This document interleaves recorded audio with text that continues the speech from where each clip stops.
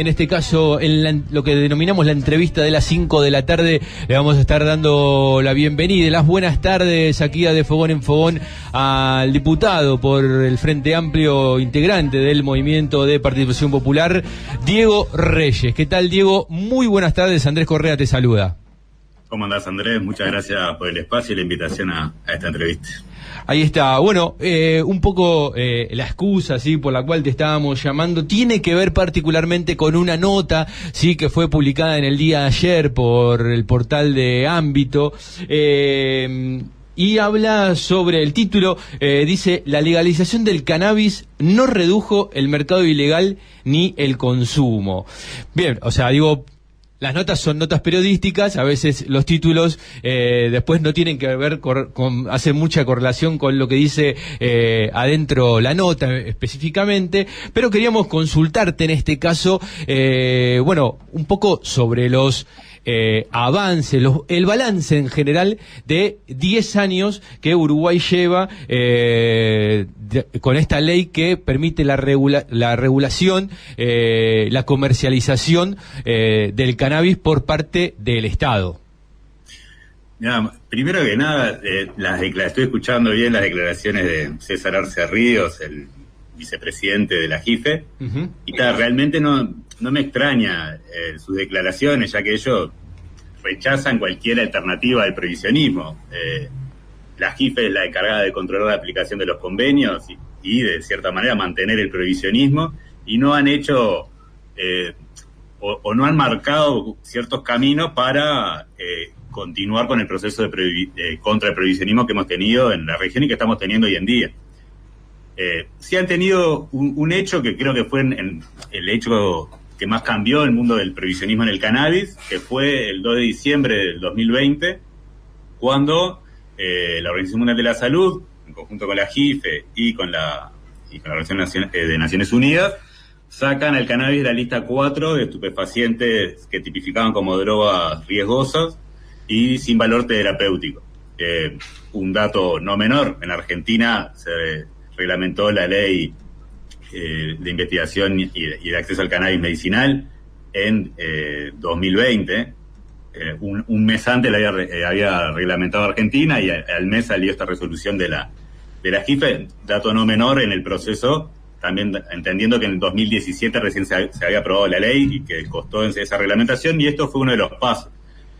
Yo una opinión, 2 puntos que resalto de la nota que escuchamos del vicepresidente de la JIFE, es que no ha impactado, dice, esta política pública porque no ha eliminado los mercados ilícitos, y dice que persiste. Pero en la misma declaración dice que Uruguay llegó al 50%. Entonces, es como ahí esa contradicción de, bueno, no sirve, pero en 10 años de una política que no va contra el prohibicionismo, tuvo un efecto de poder, por sus números, pero también ellos dicen que no tienen datos oficiales, cuestión que me preocupa mucho. O sea, yo integro la Comisión de Lavado de Activos y contra el Crimen Organizado, vamos a hacerle llegar todas las publicaciones oficiales que hay de Uruguay a la JIFE, porque nos extraña de que no manejen los datos oficiales de Uruguay, o, en el peor de los casos, que no los consideren datos reales, no sé, claro, cómo plantearlo.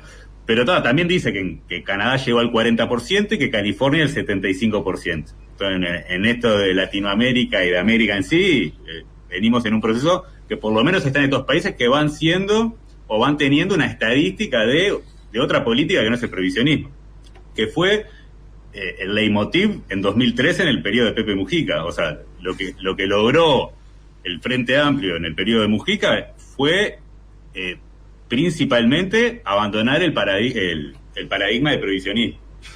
O sea, haciendo más énfasis en el interés de seguridad nacional y en la lucha contra el narcotráfico, pero también apostando a las libertades individuales de todos nuestros ciudadanos.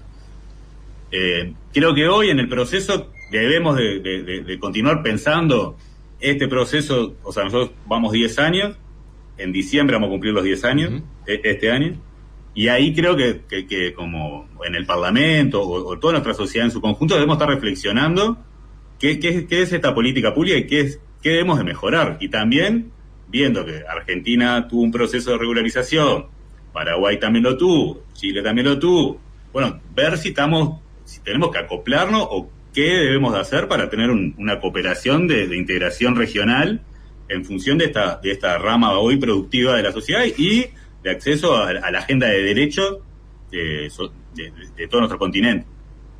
Pero bueno, yo creo que hay que seguir haciendo énfasis en romper la cadena de suministros del narcotráfico como eje, o sea, en el cannabis y en las otras drogas.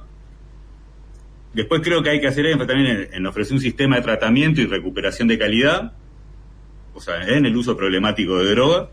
O sea, tenemos que en Uruguay lo tenemos, en la región sur todos tenemos el problema más grave, la pasta base, ¿no? El Paco le dicen ahí, el Basoco en otras regiones, pero en el norte no está esta droga, en el norte hay otras, están con los opioides, están con otros problemas, hasta capaz más, con más consecuencias de suicidio, o sea, muchísimas más consecuencias, pero tenemos que encontrar que el camino prohibicionista no ha llegado a soluciones, como si en esta crítica de la JIFE, acá en Uruguay hemos tenido resultados muy buenos. Claro. Con nuestra crítica, ¿no? Y como último punto ahí de estas nuevas cosas a pensar, creo que también el cambio generacional en la demanda de drogas. O sea, tenemos que repensar eso. Sin duda el vínculo de la venta de droga con la delincuencia, con el crimen organizado, afecta este relacionamiento y en las personas con uso problemático. Sí. Pero el otro punto que manejaba la JIFE como un eje era que los jóvenes siguen eligiendo el consumo y el planteo de ellos era que hay que disuadirlos. Y ahí el foco de que el problema de las drogas son los jóvenes, que eso es gravísimo. Claro, justamente te iba a hacer mención porque eso particularmente, está, ¿no? Ahí como el destaque, ¿no? De quienes consumen son los jóvenes, ¿no? Y problematizan sobre la juventud. Nada más, digamos, como si hay algo que merece ser perseguido de alguna manera siempre es la juventud, ¿no? O sea, en distintas épocas y por distintas razones. Y me parece que, bueno, hacía mención particularmente a esto cuando podemos saber que hoy por hoy los distintos estratos etarios tienen consumos de drogas. Sí, acá en Uruguay, que llevamos un registro, es la del cannabis, tenemos una población mayor de 40 que es la que más se retira de la farmacia. Claro. Dentro de los datos, que también es el registro de lo que podemos observar, o sea, no nos podemos quedar solo con eso en nuestra interpretación de los procesos. Pero también, como en la JIFE más pasa, viste, que habiendo tantos problemas con drogas, que sigan haciendo foco en el cannabis, después de ciertas cosas, está la heroína, la cocaína, el éxtasis, el LSD, ayahuasca, ¿no? Alucinógeno, ahora apareció el tuchi, que es LSD con cocaína. Usos de droga y usos problemáticos va a haber, y esto es como cómo hacemos como debe, si esto lo hacemos, si esto no lo hacemos, y cómo asumimos esa responsabilidad a la gente que entra en un problema adictivo con el uso de esta sustancia. Y el problema del narcotráfico no es menor, porque que siga habiendo un mercado que siga en manos de organizaciones que delinquen, bueno, contra eso tenemos que luchar, porque eso no, o sea, yo soy de mi generación, cuando íbamos a buscar un cannabis a una boca, o en un momento dejó de haber cannabis y nos empezaron a ofrecer pasta base. Claro. O sea, ahí va en el control de que, bueno, realmente lo queremos cuidar. En las crisis es cuando más debemos cuidarla. En las crisis es cuando más tenemos que hacer foco a este tema, porque sí. No lo digo yo solo, ¿no? Entonces, algo que lo hemos observado en los procesos, en las bajadas estas cíclicas que tenemos en Latinoamérica, bueno, aparecen estas drogas en la calle. No, pensaba en esto que vos mencionabas en la comisión, una de las comisiones que vos integrás, que tiene que ver justamente con el lavado de activos, o sea, y pensaba en las políticas desde el gobierno nacional, que en realidad, y menciono particularmente la LUC, y digo, la verdad que de alguna manera casi que podría decir que se favoreció de alguna manera lo que es por lo menos el tener mucha plata al contado por la calle, que efectivamente favorece este tipo de organizaciones criminales, ¿no? Y en ese contexto vos mencionabas la crisis como crisis económica y social, que hace un combo bastante complejo a la hora de encarar una política que debe ser no solamente de prevención, sino que además de asistencia, cuando en realidad un Estado que prácticamente se retira de la asistencia justamente en un montón de aspectos, sobre todo con lo que tiene que ver con el ceder, digamos, por parte del Estado a la asistencia en distintas oportunidades para, ya sea desde la salud pública, de lo que tiene que ver con el ministerio, programas del Ministerio de Desarrollo Social, todo eso de alguna manera afecta rotundamente a este tipo, porque necesitas políticas que sean integradoras. Acá no hay, digamos, una política que efectivamente salve las papas, digamos, por decirlo de alguna manera. No. Nosotros en la Comisión del Lavado de Activos estamos tratando ahora nuevamente el problema de la bancarización del cannabis, que es uno de los problemas a la hora, ya que en Argentina están ahora en este nuevo desafío de plantearse como modelo productivo la industria del cannabis medicinal. Bueno, van a estar la misma problemática que Uruguay. Las empresas uruguayas no pueden abrir cuentas bancarias en dólares, o sea, no pueden abrir cuentas bancarias en Uruguay. Vas al Bro o vas al banco privado, pedís para abrir una cuenta bancaria y decís que vas a operar en Canadá y te dicen que no sos del apetito de riesgo del banco. ¿Por qué te dicen eso? Bueno, por el prohibicionismo de que siguen bloqueando las cuentas bancarias relacionadas con cannabis. Hace un mes recibimos una delegación de Gran Bretaña que vinieron a ver el proceso de regulación en Uruguay, toda una delegación compleja. Ellos no tienen ese problema. No tienen el problema de bancarización. ¿Por qué? Y bueno, cada uno tiene las fortalezas que pone nuestra independencia. Y nosotros acá en Latinoamérica debemos de ver esto como una problemática y ver cómo hacemos para resolverlo en una manera integradora. Creo que tenemos una respuesta ante este prohibicionismo bancario. Uh-huh. O sea, estamos hablando de que en Uruguay vos tenés una empresa abierta, tenías la cuenta abierta antes de... No declaraste que era para cannabis, o la tenías abierta, te dedicabas a los melones y sí, ahora te dedicas al cannabis. Vos querés comprar semillas, o sea, por ejemplo, quiero traer tal variedad de tal lado, no la puedo pagar de esa cuenta bancaria. Tengo que hacer todo un mecanismo o sea, ¿hay herramientas para poder comprarlo? Sí, las hay, pero desde la bancarización, entonces también ahí va, bueno, lo que entrabas vos a hablar en la pregunta del proceso de bancarización en Uruguay. Sí, con la LUC se sacó ese proceso obligatorio y volvieron a poder hacer transacciones de muy alto, de varios de monto alto, pero no bancariamente. Pero bueno, ahora en el proceso argentino del cannabis, bueno, Alberto Fernández decía, es el triunfo contra la hipocresía, ¿no? El año pasado, al reglamentar la nueva ley, o sea, al terminar la nueva ley, que es para el uso industrial del cannabis, y lo que busca esta ley es ser parte del proceso productivo regional que estamos todos llevando a cabo.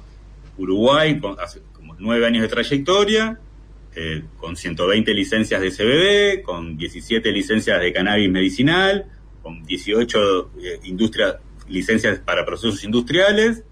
Tenemos también, va acompañado con la investigación científica, hay 30 licencias que están llevadas a cabo de investigación. Hay 4 laboratorios habilitados para el estudio de las muestras con cannabinoides. Llevamos un proceso, pero también no hemos logrado, por ejemplo, INASE, no hemos hecho una evaluación nacional de cultivares, no hemos metido en el LATU o en el INIA, en los institutos acá de investigación agropecuaria y el LATU del Laboratorio Tecnológico del Uruguay, no hemos sacado un manual de buenas prácticas agrícolas.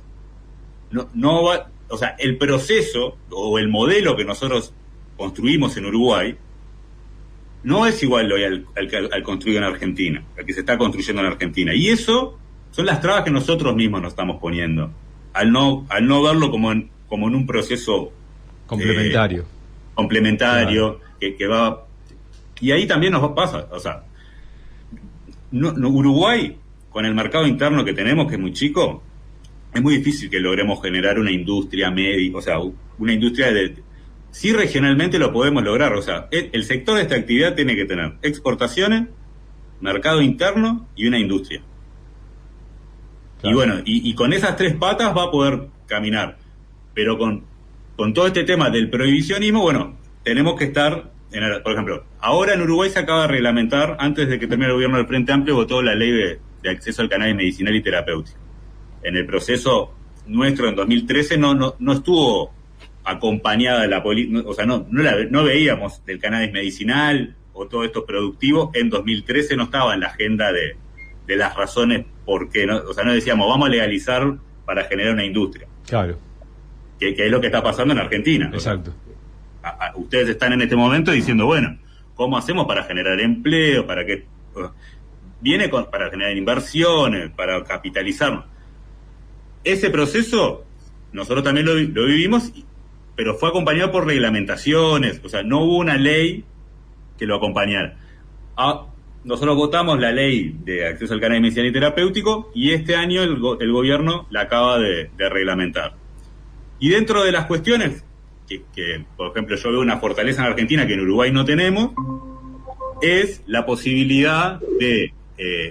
hoy el cannabis medicinal en Uruguay lo están planteando como algo con muy altos costos, como algo que no va a ser de acceso universal, como algo que va a ser para algunos, que es el modelo que está llevándose a cabo en Uruguay, ¿no? Acá estamos en Hacé la Tuya, Fido Dido es lo más... Volvió Fido Dido. Claro, volvimos a ese proceso.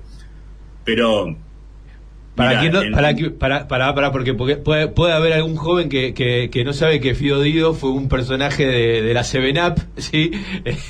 Que decía la Hacé la Tuya y que fue un símbolo del neoliberalismo de los 90 en nuestra región, ¿no? Claro. Pero mira, hasta el proceso de este año nosotros en Uruguay teníamos registrados 13 medicamentos. ¿Ah? Los 13 medicamentos que teníamos registrados, a partir de esta nueva reglamentación, en teoría van a empezar a ver más porque reglamenta el uso de tratamiento con cannabinoides. Permite ahora a los médicos recetar con receta blanca y con receta, o sea, en Uruguay puedes con receta naranja importar un medicamento, con receta blanca vas a poder acceder a medicamentos menor a 1% de THC, o sea, cáñamo, y con receta verde vas a poder acceder a cannabis con mayor de un medicamento mayor a 1% de THC. Ahora, ahí va parte del prohibicionismo. Acá la gente que consume hoy cannabis de manera para un tratamiento, ¿no? O sea, para un dolor crónico, utiliza con más de 1% de THC. Claro. No utiliza lo que se le dice CBD. O sea, si bien puede servir también y se irá evaluando esto, pero nosotros todo lo que es cannabis terapéutico, o sea, lo que no es de nivel farma, sí, quedó por afuera de esto. Que ustedes con la ley argentina lograron lo que es la ReproCan, sí, que es una herramienta muy valiosa, porque además de permitir el autocultivo, permite que otro te pueda cultivar para vos, permite las asociaciones civiles, que pueden hacer hasta extractos. Nosotros en Uruguay tenemos los clubes canábicos. Hay 300 clubes canábicos en Uruguay. O sea, en el proceso de venta de cannabis, acá lo que Uruguay innovó, y hasta el día de hoy innova en el mundo, es que entendimos lo que es recreativo. Claro. En 2013 no dijimos, no, el medicinal. No. Dijimos, mira, recreativo tal. ¿Cómo accedes a recreativo? Podés autocultivo, tener 6 plantas, te registrás y en tu casa 6 plantas por núcleo familiar. Podés constituir un club canábico, que son asociaciones civiles sin fines de lucro, pero tienen limitada la cantidad de socios, que son 45, y la cantidad de plantas que pueden tener, 100. Y no pueden hacer extracciones de ningún tipo. que ahí va la fortaleza en Argentina. ¿Por qué? Porque tienen asociaciones civiles que van a poder dar una respuesta inmediata a la demanda de nuestra sociedad, a las personas que hoy quieren, o sea, porque generar la línea, un medicamento lleva su proceso, lleva su... O sea, hoy, recién hace 2 años que podemos estudiar, que podemos... que los investigadores se animan a decir, bueno, voy a hacer una publicación que voy a poder publicarla. Está bien, investigaba. La gente, no es que, al revés, había un montón de investigadores que investigaban porque estaba prohibido. Claro. Les movía, era el leitmotiv también de la cuestión.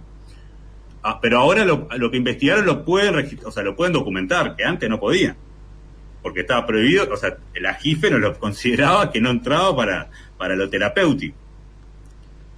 Pero entonces acá en Uruguay, en ese momento tenemos los autocultivadores, los clubes y en las farmacias. Y en las farmacias vendemos lo que acá le decimos la del Estado, ¿no? Alfa, beta y gamma. Son las 3 variedades que puedes ir a comprar ahí, te registras en el correo, vas a la farmacia y puedes retirar hasta 40 gramos mensuales, 10 gramos por semana. Y ahí hay 50.000 personas inscritas y retiran en todo Uruguay, retiran. ¿Problema que tenemos con eso? La descentralización de la política pública. No llegó a todo el Uruguay.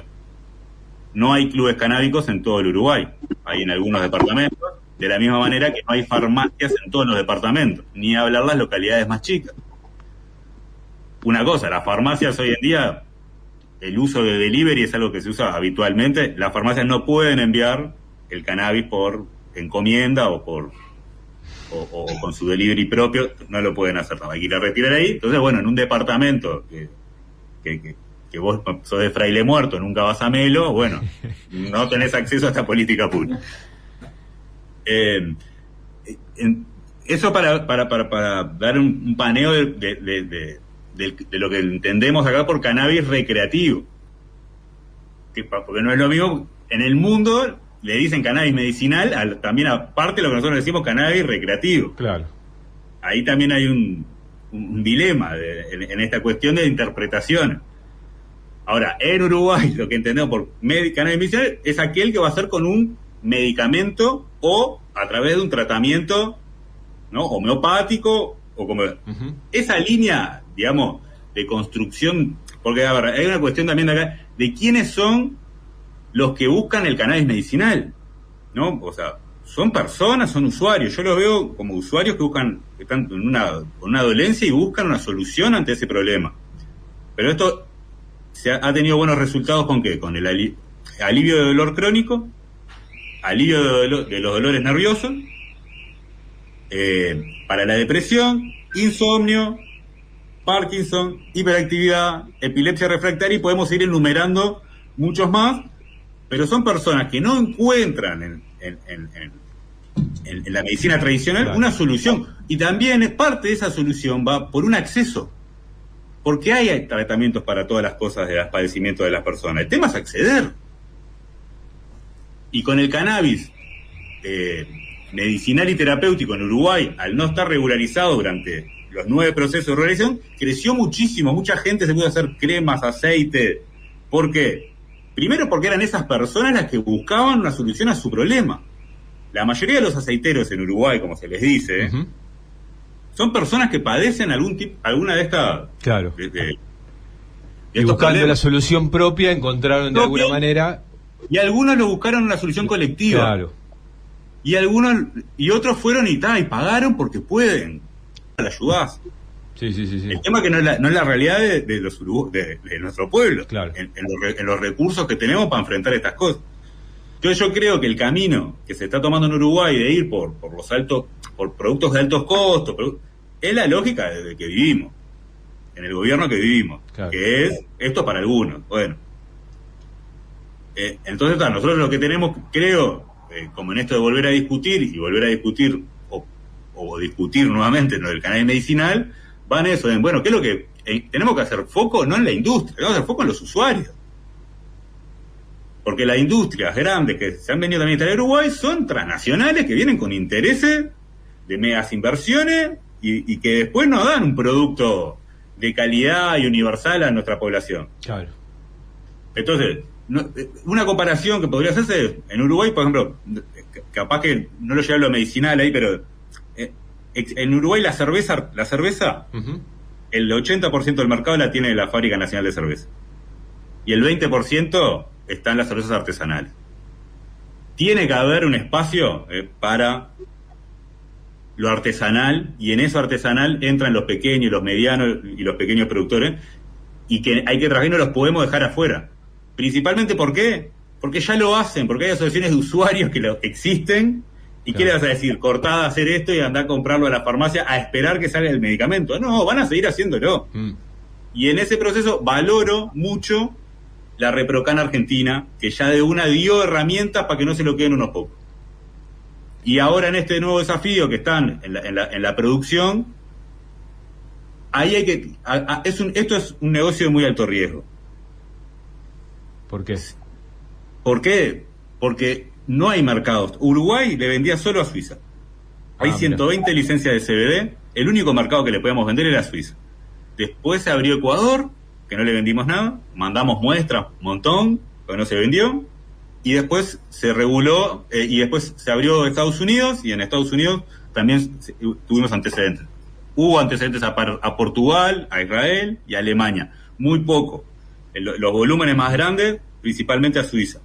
En lo que es cáñamo industrial, CBD o hemp, como quieran decirle. ¿Cuál era el producto final que en Uruguay se produjo? O sea, estamos hablando de 120 licencias, 500 hectáreas a cielo abierto, habilitadas, y 50.000 metros de invernadero. Claro. El producto final eran flores para fumar. O sea, eran flores que fueran, o sea, flores de cáñamo, el cannabis, cáñamo o cannabis medicinal, todo es la misma planta. Acá es como, ¿no? Que podamos sacar de extracciones que hagan bien para otras cosas, pero es una planta, porque a veces como que pensamos que el cáñamo es una planta diferente a la otra. Sí, son variedades diferentes, pero es de la misma familia. Claro. Entonces nosotros exportábamos a Suiza, principalmente flores. En 2020 exportamos $2 millones. En 2021, todo Uruguay, ¿no? Todas las exportaciones de flores, de CBD, fueron para ahí. 2 millones 2020, 2.500.000 2021, y 2022 es que se nos cae la cosa y logramos $600.000 nomás de exportación. Ahora en lo que va del año vamos exportando lo mismo que el año pasado. ¿Qué es lo que pasó? Bueno, acá hay clientes, o sea, no es que hay, bueno, si no le vendo a tal país me voy para otro y se vende. Claro. En esta lógica de las exportaciones, Argentina está haciendo más énfasis primero en dar el paso en el mercado interno. ¿Por qué? Bueno, son 40 millones, ¿no? O sea, tienen hay otra espalda, digamos, en el mercado interno para poder decir, vamos por ese camino más fuerte. Nosotros no teníamos esa opción, era de una a las exportaciones. Claro. Y en ese proceso, bueno, se perdieron ciertos clientes por no llegar a los estándares, porque también esto no es... acá quieren los productos más premium, ¿no?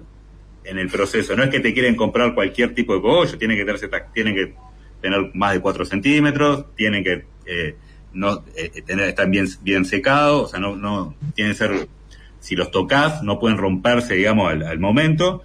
Hay una paleta de colores que tienen que prender, y cuando lo prendes tiene que tener rico gusto y rico aroma. Esas son las cualidades. Pero el leitmotiv principal en lo que ha logrado Uruguay en exportaciones es un producto para fumar. Claro. Que pueda haber toda una industria, además de la industria para hacer cigarrillos, o sea, porque estamos hablando flores, y después, antes de entrar en derivados, los subproductos de las flores, cigarrillos, como si fueran mezclados con otras flores, como en un paquete de cigarrillo para armar. Uh-huh. Tenés muchas opciones antes de llegar a una extracción. Claro. Ese proceso, nosotros hemos tenido muchos problemas en los registros de productos, ¿no? O sea, como producto tanto flores para fumar, o sea, cuando salen a vender las empresas al mundo, si fueran, vamos a compararlo con los vinos, no salen a vender la marca del vino, salen a vender, yo tengo Tanat, y el otro dice, yo tengo Cabernet Sauvignon, y todos sabemos, tomamos vino, que bueno, qué marca es, decís, porque sabés qué tipo hay. O sea, se le aplicó un proceso productivo diferente y logran resultados diferentes en la mercadería que tienen. Claro. Entonces, ese proceso en Uruguay nos ha costado mucho. A mi juicio, principalmente por el prohibicionismo. O sea, hasta 2020 no podíamos hacer, hasta que no salió de la lista 4, estábamos atados de mano. En Uruguay, en 2013 legalizamos, pero en 2017 recién empezó la venta en farmacias. Ni bien empezamos la venta en farmacia en 2017, nos bloquearon las cuentas bancarias de las farmacias. Claro. ¿Verdad? Sí, recuerdo aquel hecho. Tiene sus consecuencias las acciones o las políticas que se llevaron a cabo, y creo que hoy hay que volver a pensarla para fortalecerla. Porque como todo, es como el double check, ¿no? Exacto. Pienso, ejecuto y controlo para volver a pensar y... Estamos pasados de tiempo, Diego, pero te quería hacer una pregunta ahí cortita al pie. Vos mencionaste que hay que hacer hincapié en los usuarios, y una de las cosas que acá se vivió mucho durante mucho tiempo, entiendo que en Uruguay también, es la judicialización, ¿no? de a quien encontraban con un cigarrillo de marihuana en la calle, ¿no? O sea, bueno, o con alguna planta que no obviamente que era ilegal tenerla, pero se perseguía, digamos, a los nadies, ¿no? Y digo, ahora cómo está eso con respecto a Uruguay. Mira, con la LUC, que la nombrabas hoy en el principio de la nota, hubo un aumento de las penas al microtráfico. Lo que ha generado, sí, que haya más procesado por situaciones con cannabis. Dentro de la que más rompe los ojos, digamos, de lo que se ve, es la cantidad de mujeres presas por ingresar drogas a las cárceles. Hay 42 casos desde la aplicación de la ley que es realmente preocupante. Claro. Pero después está los clubes canábicos, tenemos 4.800 usuarios. En las farmacias 50.000 y después autocultivadores 12.000 registrados. Más todos los que no están registrados, ¿no? Que hay. En Uruguay ya no se ve tanto prensado, digamos, paraguayo, que era lo que más se consumía no digo que no haya, sigue habiendo por el bajo costo que tiene, 25 gramos, 500 pesos, creo que estaban rondaba ese número, y sí hay más flores en la calle, digamos. Claro. Que bueno, por ejemplo, acá no tenemos la opción, como sí tienen en Argentina, de que por ejemplo, yo no vivo en un apartamento, no puedo cultivarme, le cedo mi cultivo a Carlitos y Carlitos me planta. Eso acá es ilegal, entonces capaz que ahí por eso la importancia de volver a pensar en el momento que estamos y lo que está pasando, porque esto, si no ponemos a los usuarios como eje, nosotros tenemos que luchar contra el prohibicionismo y aplicar, o sea, ir contra el narcotráfico, el crimen organizado, pero también está la libertad de estas personas de querer hacer eso, y eso es lo que tenemos que defender también. No es que solo contra el crimen organizado, contra eso principalmente, y contra el acceso a libertades individuales y colectivas, como lo ha demostrado el cannabis y el proceso regulatorio en Uruguay. Es clarísimo, Diego, te agradecemos muchísimo la participación y bueno, no va a faltar oportunidad para volver a tenerte aquí en los micrófonos de Fogón en Fogón por Radiográfica. Estamos a las órdenes, todo lo que sea integración latinoamericana, cuenten conmigo que vamos acá presentes. Ahí está, pasaba el diputado Diego Reyes del Frente Amplio, integrante del Movimiento de Participación Popular del Uruguay, bueno, charlando un poco sobre